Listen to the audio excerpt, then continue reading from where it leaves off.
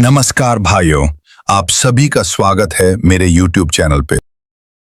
श्रीमद् भागवत पुराण, विष्णु पुराण, ब्रह्म वैवर्त पुराण और स्कंद पुराण में राधा रानी के बारे में वर्णन मिलता है। पुराणों के उल्लेख के अलावा भी दूसरे ग्रंथों में और समाज में प्रचलित मान्यता, किंवदंतियों के आधार पर राधा के बारे में कई तरह के किस्से और कहानियां का पता चलता है। यहां जानिए 5 अनजानी बातें। 1. राधा का पुराना नाम। पद्म पुराण के अनुसार राधा वृषभानु नामक वैश्य गोप की पुत्री थी।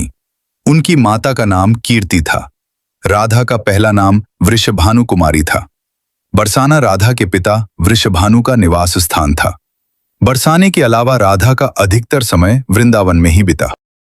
2. राधा कृष्ण का पहला मिलन। राधा ने जब कृष्ण को देखा तो वो बेसुध हो गई थी।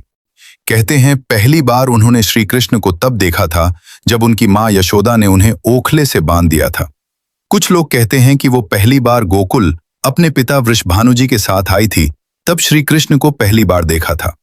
कुछ विद्वानों के अनुसार संकेत तीर्थ पर पहली बार दोनों की मुलाकात हुई थी। पूर्व जन्म से तय था मिलना।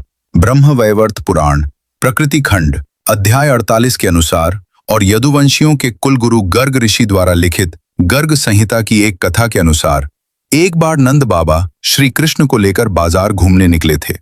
उसी दौरान राधा और उनके पिता भी वहां पहुंचे थे। दोनों का वहां पहली बार मिलन हुआ। उस दौरान दोनों की ही उम्र बहुत छोटी थी। उस स्थान को सांकेतिक तीर्थ स्थान कहते हैं। संकेत का शब्दार्थ है पूर्व निर्दिष्ट मिलने का स्थान। मान्यता है। 4.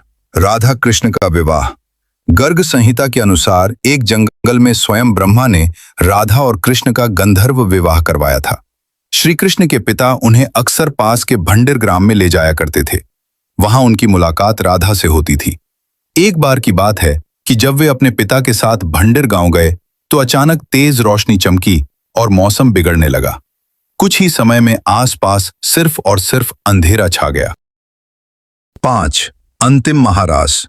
राधा के परिवार को जब पता चला कि यह श्री कृष्ण की मुरली सुनकर उनके प्रेम में नाचती हुई उनके पास पहुंच जाती है, तो उन्होंने राधा को घर में ही कैद कर दिया था।